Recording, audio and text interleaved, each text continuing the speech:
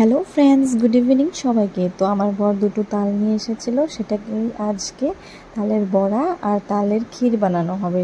আগেও আমরা তালের বড়া খেয়েছি, কিন্তু সেদিন আর ভিডিও করা হয়নি, তো ভাবলাম আজকে তোমাদের সাথে শেয়ার করে নিই।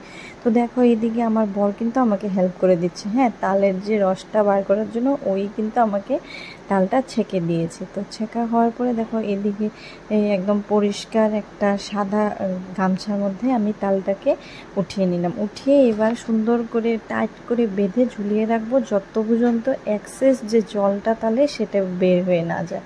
এই দেখো, এদিকে আমি ঝুলিয়ে রেখেছি। তারপর কিন্তু রসটা পড়ে যাওয়ার পর আমি সেটাকে নামিয়ে সুজি, ময়দা আর চিনি দিয়ে ভালো করে মেখে বড়াগুলো ভেজে নিয়েছি। দেখো কি সুন্দর লাল লাল করে আমি সবগুলো বড়া ভেজে নিয়েছি।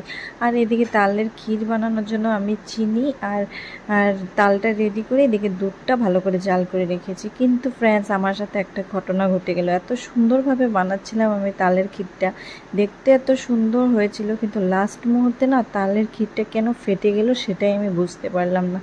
তো দেখো, এত সুন্দরভাবে বানাচ্ছিলাম, ফেটে গেল কিসের জন্য আমি বুঝতে পারলাম না। প্লিজ তোমরা আমাকে কমেন্ট করে জানিও তো, যদি আমার কিছু ভুল হয়ে থাকে। আমি কিন্তু বুঝতেই পারিনি। তো এই ছিল আজকে আমার তালের ক্ষীর আর তালের বড়ার রেসিপি। তো তোমাদের কেমন লাগলো আমাকে কমেন্ট করে জানাবে। টাটা।